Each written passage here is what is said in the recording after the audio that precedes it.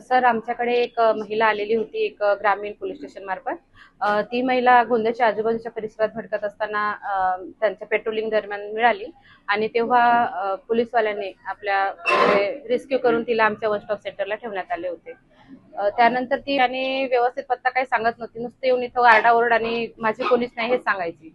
तिच्याकडून 2-3 दिवस राहिल्यानंतर माहिती काढून घेऊन तिच्या गावाचं तिने नाव सांगितलं आणि त्या नावाच्या आधारे पत्ता काढून आम्ही तिच्या घरापर्यंत पोहोचलो आणि तिच्या घरच्या लोकांना इथे बोलून घरच्या लोकांच्या स्वाधीन करण्यात आले.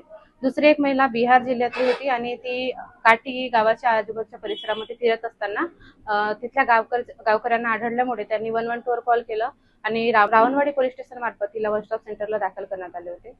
इथे आल्यानंतर ती नुसती रडायची. तिला जेव्हा माहिती विचारायचा प्रयत्न केला तर फक्त ते माझं कोणीच नाही, माझ्या मुलांना कोणीतरी चाकू खुपसून मारला आहे, मी एकटीच आहे असे सांगायची. 2 दिवस इथं ठेवल्यानंतर तिला हळूहळू विचारपूस सुरू केले. त्यांनी तिनं आपला बिहार गावचा म्हणजे ऍड्रेस दिला आणि त्या आधारावर तिच्या फॅमिलीपर्यंत आम्ही पोहोचलो. जेव्हा त्या गावातल्या प्रधान जसं आपल्याकडे पोलीस पाटील असतात तशाच प्रकारे तिकडे गाव प्रधान असतो, त्यांना विचारलं असता त्यांनी सांगितलं की यांचा पूर्ण परिवार आहे आणि गावातले त्याचा जो परिवार आहे नाशिक इथे कमवायला गेलेला आहे म्हणून.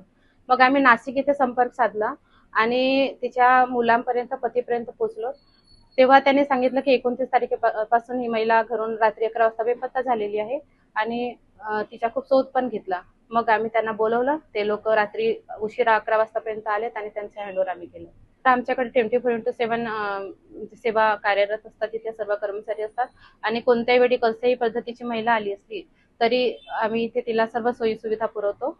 टिफिन वगैरे, खाण्यापिण्याची, नाश्त्याची सर्व व्यवस्था इथे केली जाते आणि माननीय जिल्हा महिला बालविकास अधिकारी आणि परिवीक्षा अधिकारी यांच्या मार्गदर्शनाखाली वन स्टॉप सेंटर 24x7 चालू आहे आणि अशा पीडित महिलांसाठी तसेच जे घरेलू समस्याग्रस्त आहेत, घरेलू हिंसाचार संबंधित काही महिला आहेत, अशा महिलांचे निराकरण या सेंटर मार्फत केले जाते.